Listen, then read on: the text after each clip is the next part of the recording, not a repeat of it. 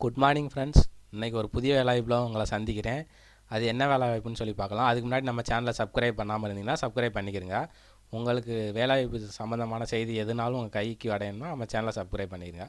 வாங்க இன்றைக்கி என்ன வேலைவாய்ப்புன்னு சொல்லிட்டு பார்க்கலாம். சென்னை சிட்டி அர்பன் ஹெல்த் மிஷனில் போட்டிருக்காங்க. சென்னை நகர்ப்புற சுகாதார பணி, ஓகேங்களா.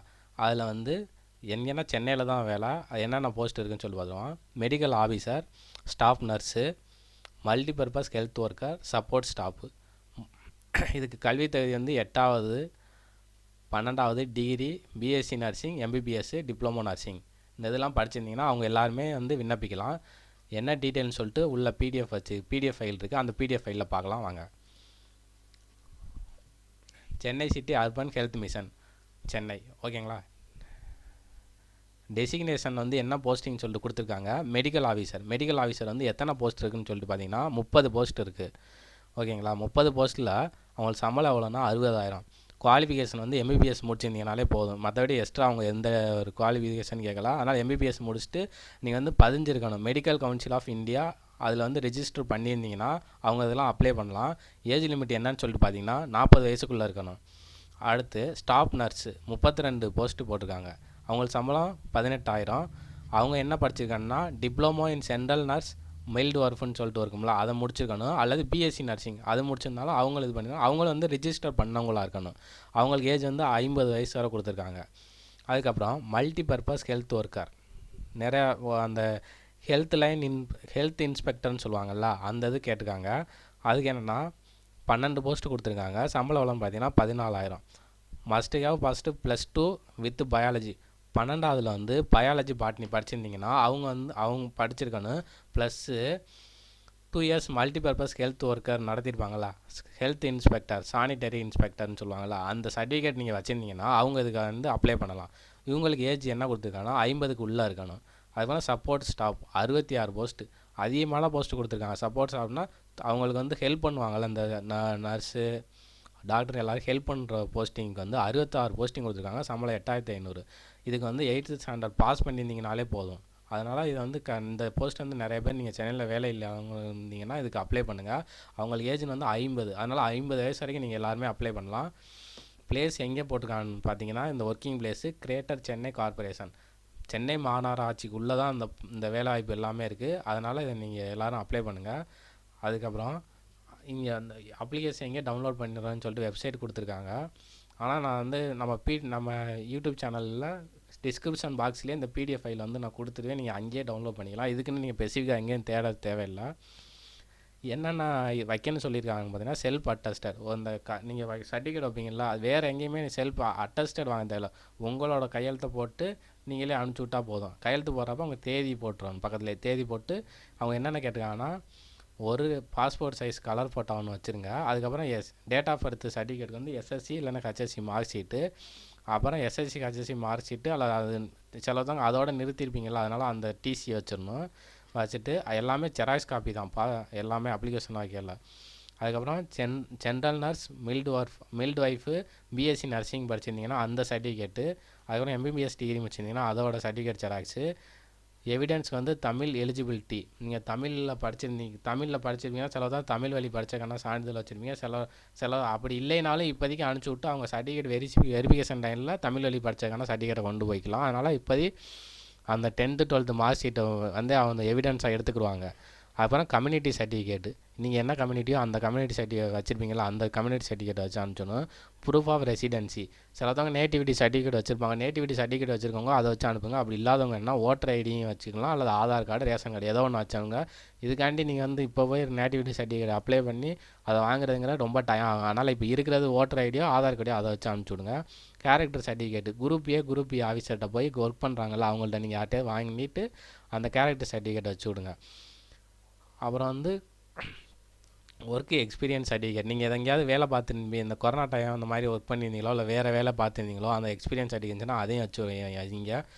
அடுத்து வந்து physical fitness for camp life, அந்த ஃபிசிக்கல் ஃபிட்னஸ் வந்து உங்களுக்கு வந்து ஒத்துக்கணும். ஒர்க்கிங் ஹவர்ஸ் எப்படின்னு பார்த்தீங்கன்னா காலையில் 8 மணிலேருந்து 12 மணி வரை, அதுக்கப்புறம் ஈவினிங்கில் வந்து 4 மணிலேருந்து 8 மணி வரை, ஓகேங்களா. இதே ஒர்க்கிங் ஹவர். அது மாதிரி நீங்கள் இப்போ இந்த அப்ளிகேஷன் வந்து எந்த தேதிக்குள்ளே போய் சேரணும்னு சொல்லி கொடுத்துருக்காங்க. 6/9/2024 5 மணிக்குள்ள அவங்களுக்கு ரீச் ஆயிடணும். அப்படி அவங்க நீங்கள் அப்ளிகேஷன் வந்து இப்போ லேட்டாக தான் இந்த நியூஸ் உங்களுக்கு தெரியுதுன்னா நீங்கள் நேர்லேயே போய் ஆஃபீஸில் கொடுத்துருங்க. ஏன்னா அவங்க போஸ்ட் ஆஃபீஸில் போனீங்கன்னா அது எப்படி மினிமம் 2 days ஆகும், பக்கமாக இருந்து போட்டிங்கனாலே. அதான் நேரில் கொண்டே கையில் கொடுத்துருங்க. ஆஃபீஸ் அட்ரஸ் அந்த எந்த அட்ரஸ்க்கு போஸ்ட் பண்ணான்னு சொல்லிட்டு இந்த இருக்கு பாருங்க. ஆஃபீஸ் ஆஃப்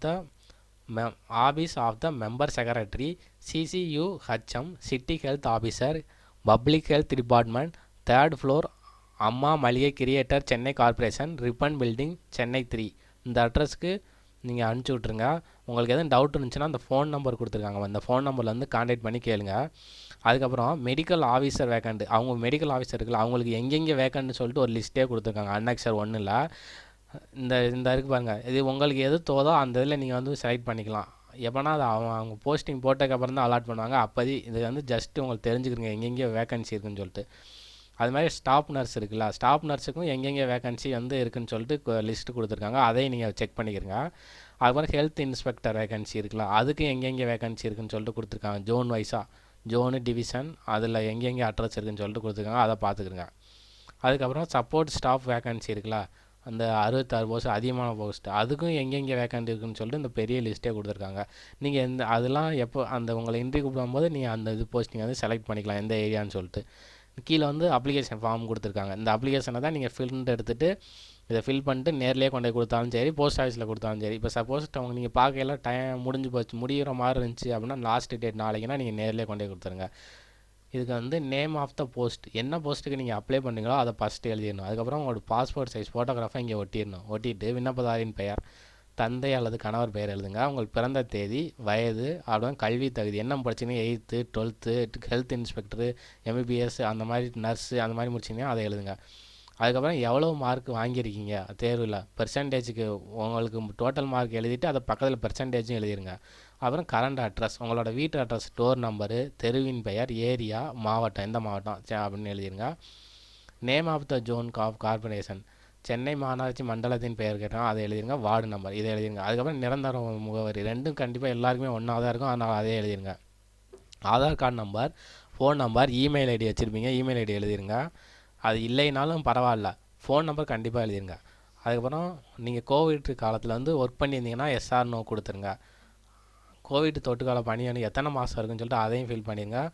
அது மாதிரி 3ஆம் பாலினத்தவரா, டிரான்ஸ்ஜெண்டரா, மாற்றுத்திறனாளியா, கணவரால் கைவிடப்பட்டாரா, ஆதரவற்ற விதவையாரா, அதுவும் எஸ்ஆர் நோ கொடுத்துட்டு, அப்படி எஸ்ன்னா அதுக்குள்ளே சான்றிதழ் வந்து நீங்கள் கண்டிப்பாக வச்சுருக்கணும்.